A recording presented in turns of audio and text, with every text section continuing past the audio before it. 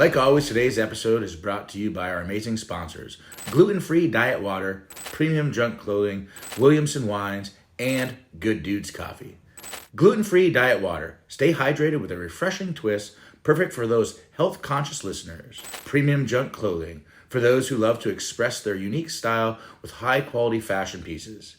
Visit premiumjunkclothing.com and use code EverydayGSD15 at checkout. Williamson Wine, natural artesian wine from Napa and Sonoma.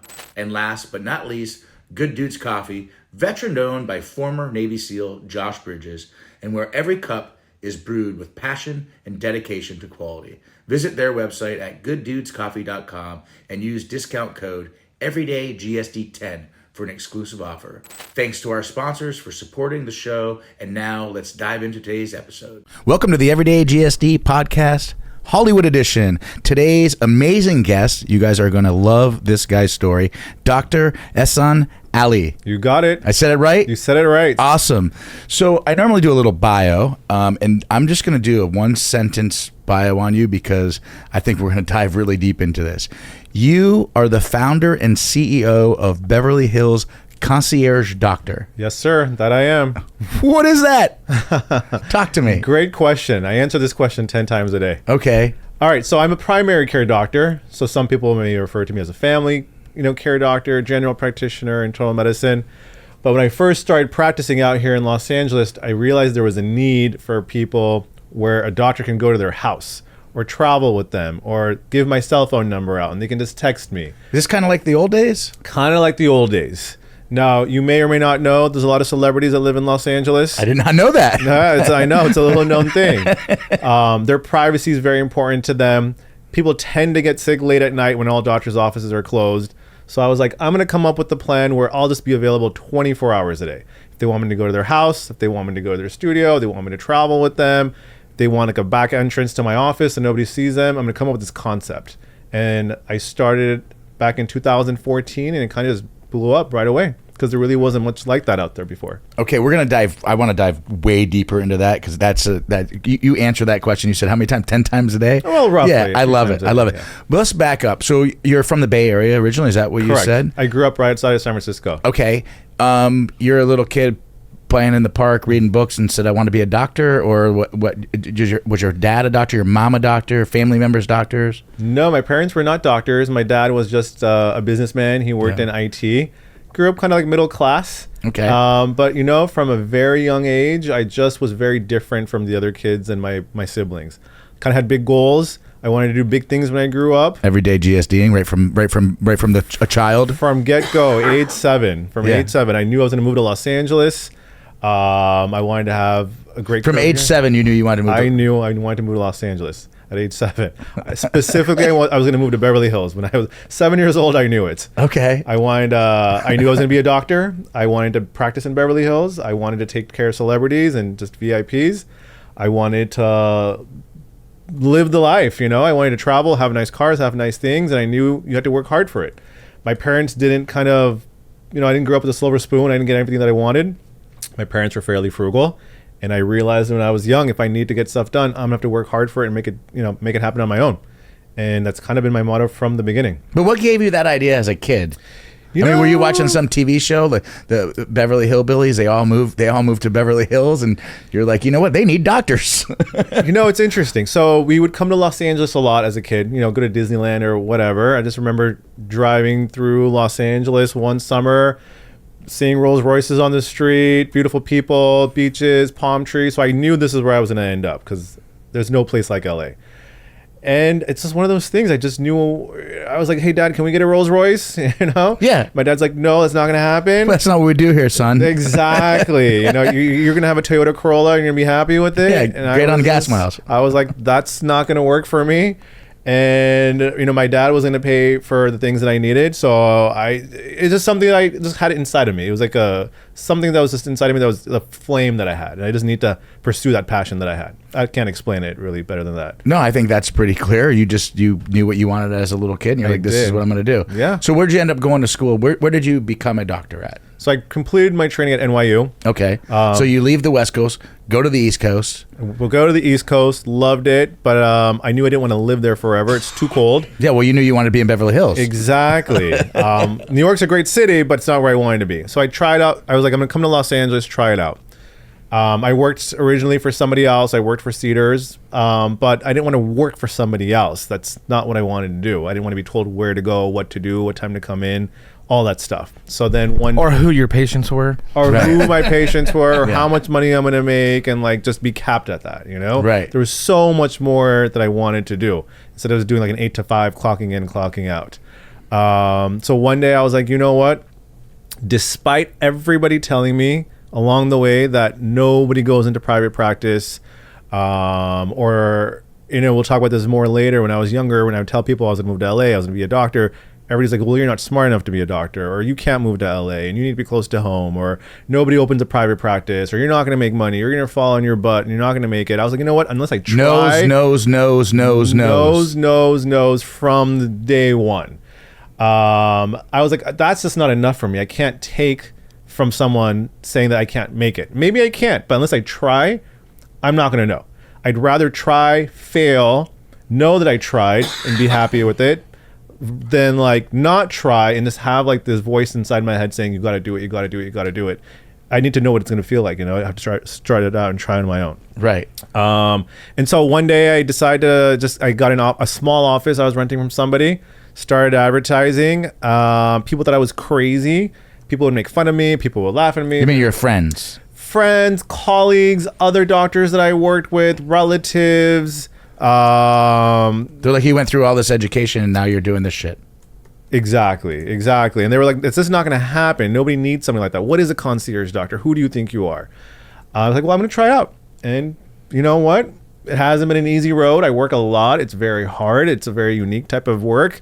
I work late hours. I take work home, but I love what I do. I feel like I'm doing pretty okay, and I'm very happy with where I'm at right now. So when you say you're available 24 hours a day, I'm available 24 hours and a that's day. you that's available. You don't have someone else that's taking that call. So it's a unique setup. So I'm available for certain people depending on who they are. Myself, 24 hours a day. So it's like a membership model. So people have to pay a membership fee. Okay. So if they pay that membership fee, I'm available for them 24 hours a day. And the people that are paying that membership fee are like celebrities or... There's lots of people, lots of backgrounds. It could be celebrities that have money. Or whether they prioritize their healthcare. Okay. They don't necessarily have to be rich, but you know, people spend a lot of money on food, alcohol, drugs, whatever, clothes. They just prioritize their health. But no, not everybody that I see is super wealthy, but many are. So I'll make myself available for them. We have different like tier options. So some people may not want to choose the highest tier, and so then I have other associates that might be available if I can't be available for these patients. I love it. How did you build the clientele? Initially I just did a lot of advertising, and you find, I don't want to drop names or anything. Let's just say you find somebody in the industry and they like, oh, I have a friend who needs somebody like you, or... Oh, you probably can't say names because they're your patients. Exactly. Right. Yeah, so I can't say names, and plus I don't want to name drop either. But let's just say you have a buddy visiting, Justin, it's like midnight and he's really sick, doesn't want to go to the emergency room. I'm your doctor. And you'll be like, hey, Justin, my doctor's great. He's available at midnight. Let me call him now. So it's a lot of word of mouth too. Right. So that's kind of the main way my name gets out there. And this is probably an obvious question or an obvious answer, but I'm curious. So you being available 24 hours a day, I guess it's a two-part question. How does that affect your personal life? For example, say you wanted to go out to dinner and have a couple drinks. Yeah. Or you want to head out of town. Yeah. You want to go up and see your family up in the Bay Area. Yeah. So how does that work? So luckily, a lot of this stuff can be handled over the phone these days. You've probably heard of telemedicine, virtual visits. Yeah.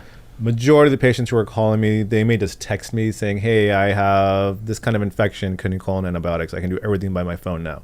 So yes, I'll be at dinner. My phone might be going off. I have to answer it. But it's okay. You get used to it. If I travel, somebody needs to be seen in person. I have other associates who are available. I'll tell people, be like, hey, I'm going out of town. You can call me if you need to be seen in person. I'll have somebody come out and see you, or you can see my associate in my office. So I back up. Because it's not like you're just a doctor. I'm not saying just a doctor, but Yeah.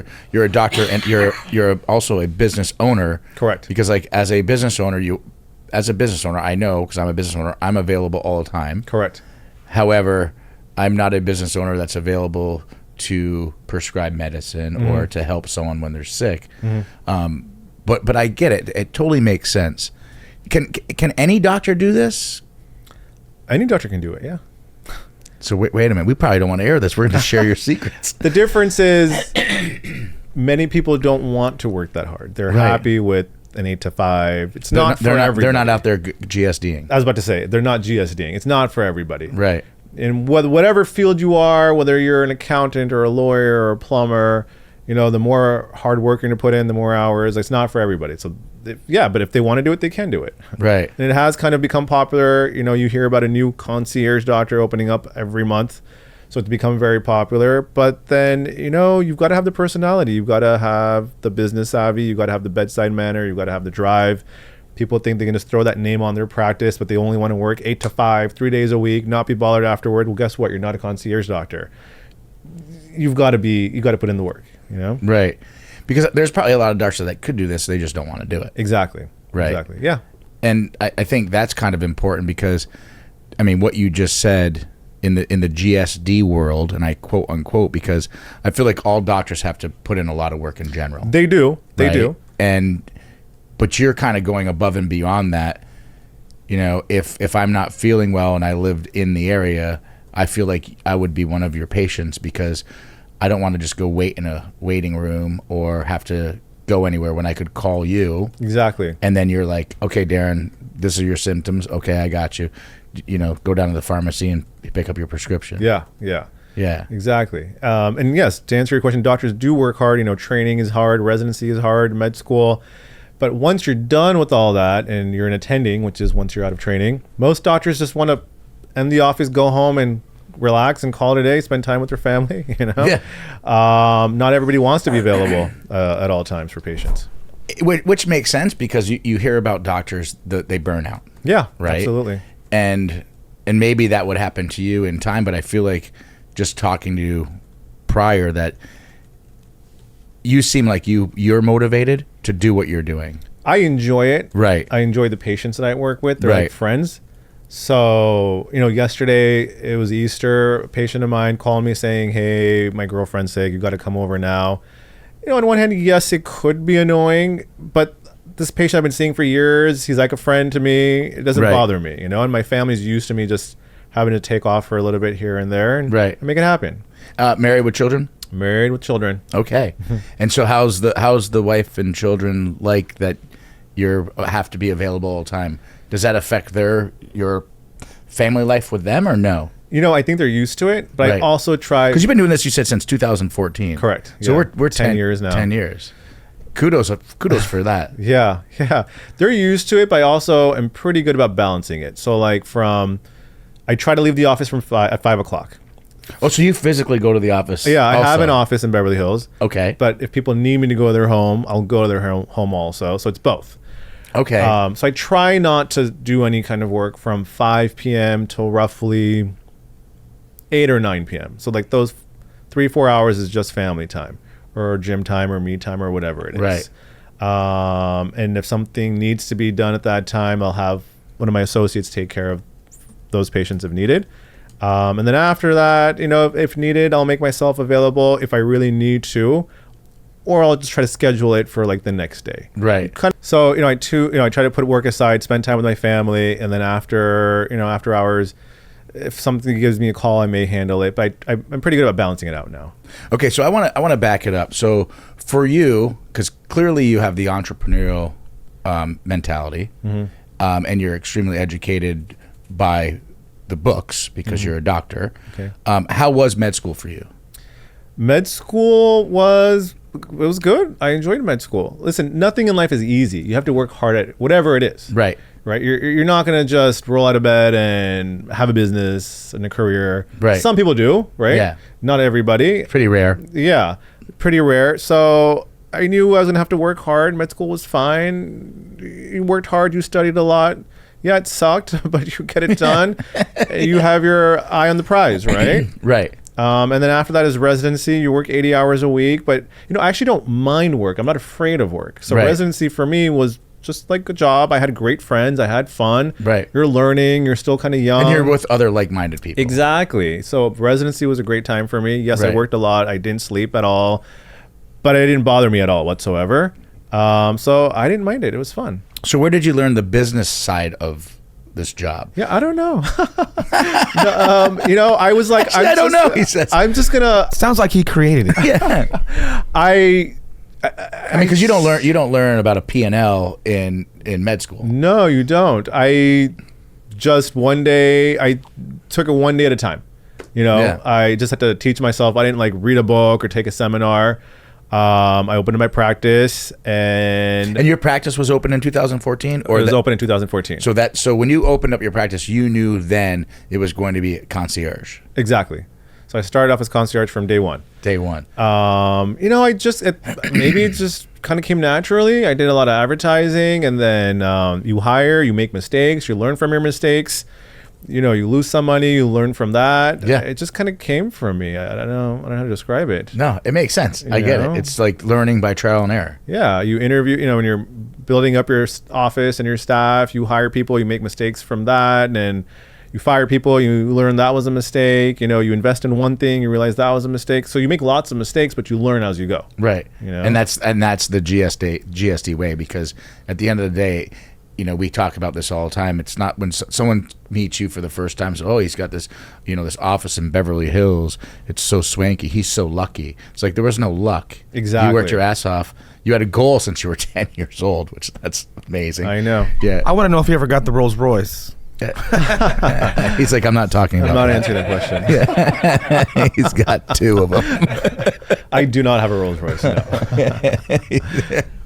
Not yet. Not yet. Not yet. That's what they gave him to his dad. Yeah. What do your parents think about your business? My parents are very happy. I did not have the best relationship with my parents growing up. They moved around a lot. I got tired of moving around with them. So I remember in high school, I was like, listen, I'm not moving around anymore with you guys. I had gone to 4 different high schools, I think 2 or 3 different junior highs, 4 or 5 elementary schools. I was like, I'm now a junior in high school. I just want to stick it out here. So I ended up not moving with my parents, and I lived with my relatives while my parents continued to move around. I didn't see them for several years. We spoke here and there, but I wasn't like super close to them. Right. And I was the middle child. My older brother was loved. He was like the prized possession. He was Mr. Popular. My younger brother was just the baby of the family, so everybody loved him. I may or may not have been the smartest kid growing up. I don't know, Right. But so I wasn't that close to my parents back when I was younger, but now they're very proud of who I am. Yeah. And they should be. Yeah. I mean, you have a successful practice that's been in business for over 10 years, and you've kind of created, in my opinion, a business that I've never heard of that I think is pretty badass. Thank you. How much did it blow up during COVID when people couldn't go to the doctor? COVID was good for us. We did well. Many people were scared. They were frightened. They didn't want to leave their house. So, our business grew a lot during COVID. And are you planning on expanding? I would love to expand. It's just a matter of figuring it out. The practice in itself is expanding. I bring on another associate or another doctor or like junior associates. Our office is expanded in size. Because real estate's not cheap. It's not cheap. It's very expensive. Especially in Beverly Hills. It's not cheap in Beverly Hills whatsoever. But I would love to have other locations. It's just a matter of, this is the tricky part. Like, I have realized that Malibu has a shortage of doctors. I would love to He picks all the worst places to go. I know. Life is I really haven't difficult. heard you say you want to go to Oklahoma and do this. Maybe next. Maybe one day. It's too far. You probably do well in Carmel. Yeah. Yeah, maybe Yeah. Carmel. So, I mean, for real. the difficult aspect is, and you may know this as a business owner, if you want something done right, you have to do it yourself. So I could hire people, open up a shop in Malibu, and hope that it runs well. The reality is nobody's going to take care of this business as well as I am. People may show up late. They may leave early. They may not show up at all. they're not going to run it like it's their baby. So I can't be in two places at once. I'll go to Malibu. I'll make home visits. I have lots of places that live there. But I'd love to have maybe like a physical office there. I would love to have an office in Miami or an office in New York City. But how am I supposed to do all that by myself? Unless I have somebody that I trust. Right. And trust is an issue with me also. Okay, I would say that. I guess that's the big thing, because in business, you can't always just do it by yourself because you'll never grow. Exactly. Right? But it's to find the right person. Exactly. And you put all this trust, training, and effort into one individual. Yeah. Or two individuals, and then they let you down. It puts you back so far because you don't even want to give another person the opportunity. Correct. I'm very fortunate in my manufacturing companies. I have several rock stars that that work with me on my team.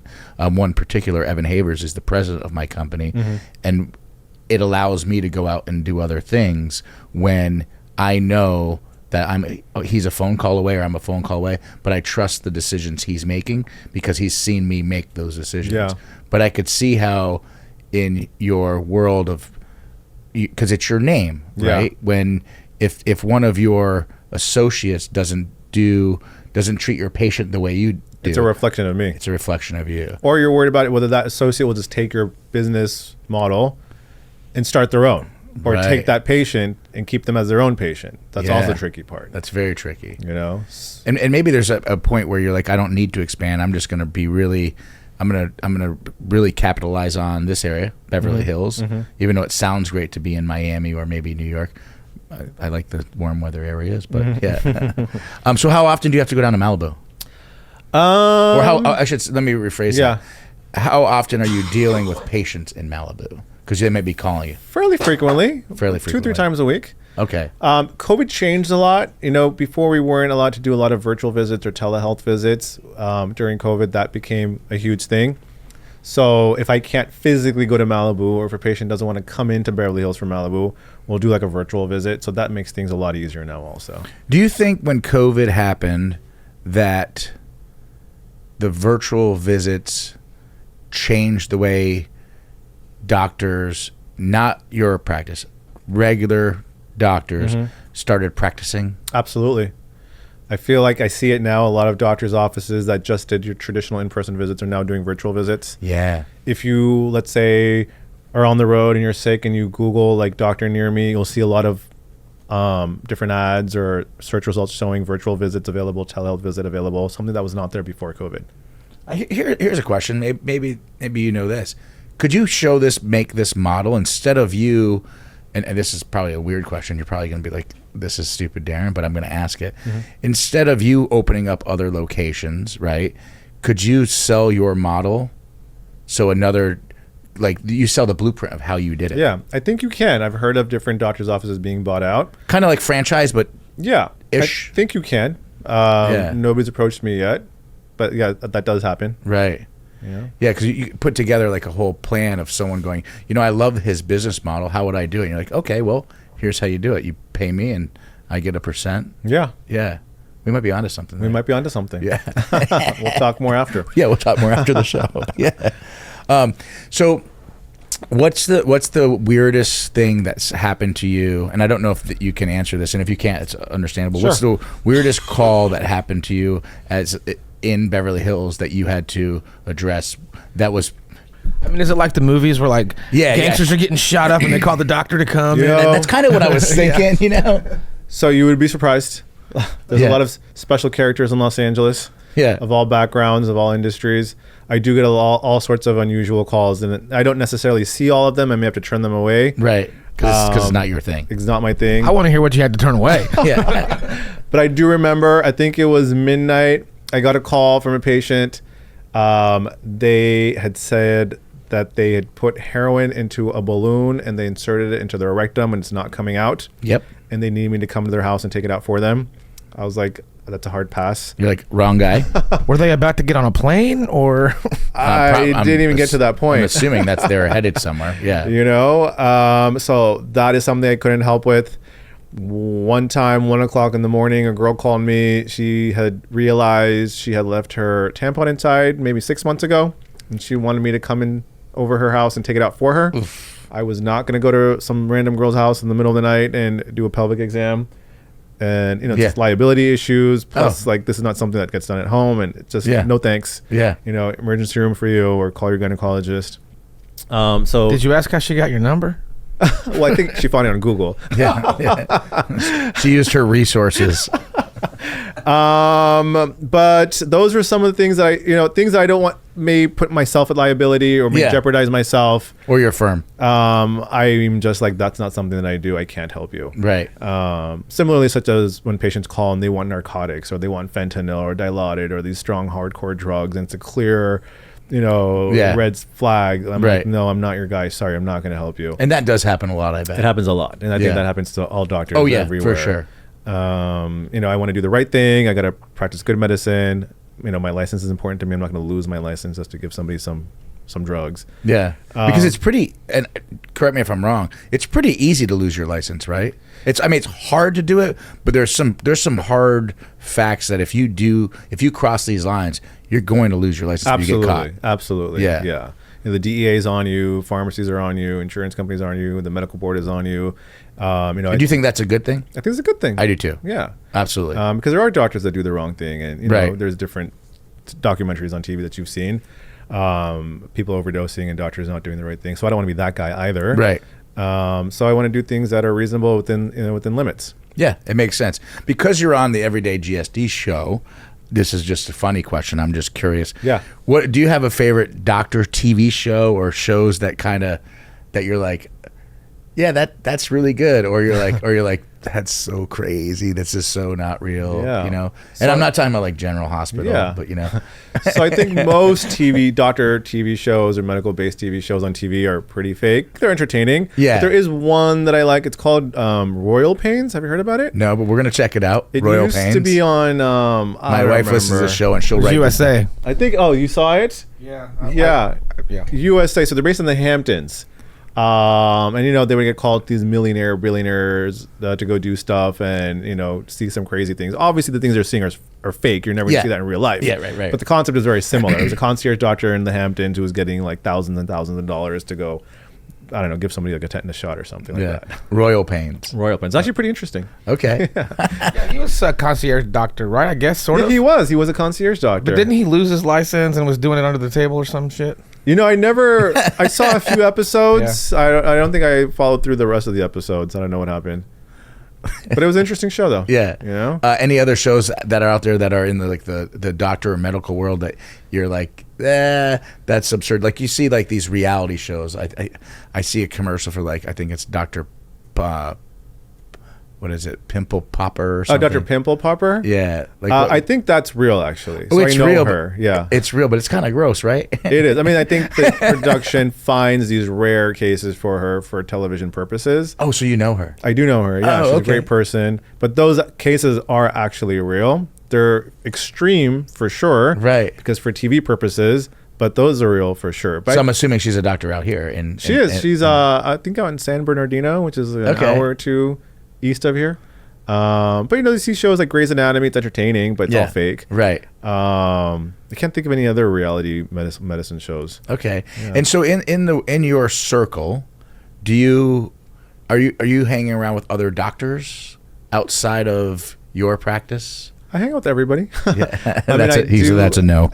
No, a lot of my great friends are doctors because sometimes it's just easier. They're also, in private practice, they're running a business, so they get like the day-to-day grind and stress and patients and billing and trying to manage a family. So yeah, a lot of my closest friends are doctors, but I have a lot of friends who are not doctors. But do those other doctors look at you and go, "Man, this guy's always hustling"?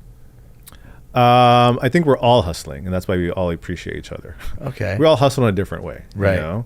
So even if they have an 8 to 5 practice, it's still a grind. You got to go in, you got to make patients happy, you got to give them what they want, and you got to worry about reviews and billing and fighting with insurance companies, and then also making your family happy. Like, it's still a grind. Yeah, the insurance companies must be a nightmare to deal with. They are a nightmare. They're an absolute nightmare. Yeah. And what's unfortunate is I don't think patients realize it, and they think it's our fault, right? As if we control what insurance companies do. But it's not. The insurance companies control a lot. They're very difficult. Their priority is to make sure nothing gets paid or covered, and then patients get mad at us. Right. You know, it's like it's not in my control. And then you guys get pushed out to not get paid, and so you have to make sure that you have the capital, obviously, to continue to run your business. Exactly. Because you're constantly waiting for the insurance companies to pay you. Exactly. So even though I'm concierge and we have this membership-based model, I also have practitioners for patients that don't want to pay and they just want to use their insurance. So we take insurance, but it's a nightmare. It's difficult, you know? Right. One of the insurance companies hasn't paid me since last May, and every time you call them, oh, we'll look into it. We call them again, we'll look into it. Yeah. It's like, we owe me hundreds of thousands of dollars, so you better look into it ASAP, but they don't care. Right. You know? It's difficult. It's very difficult. Yeah. What would you say to 10-year-old Dr. Ali? I would say, you know As what? you today. Yeah. Yeah. I would say, Ehsan, you keep focusing on what you want to do. You're going to do it. Everybody's going to tell you that's not going to happen. It's impossible, but you're going to prove them wrong. Justin. Seems pretty poignant to me. That's everyday GSD. That's everyday GSD. I mean, that's legit everyday GSD. You know? Well, listen, I appreciate. Do you have anything you want to share that we didn't cover before I ask one last question and then give you a little gift? No, not really. I just feel like these days, this newer generation or whatever generation you are, I think everybody just expects things to happen for them. Nobody wants to work hard for it. They look at XYZ person and say, oh, he's doing great. I can do it too. I should have a piece of that cake. You know what? Get your butt out of bed, get to work hard.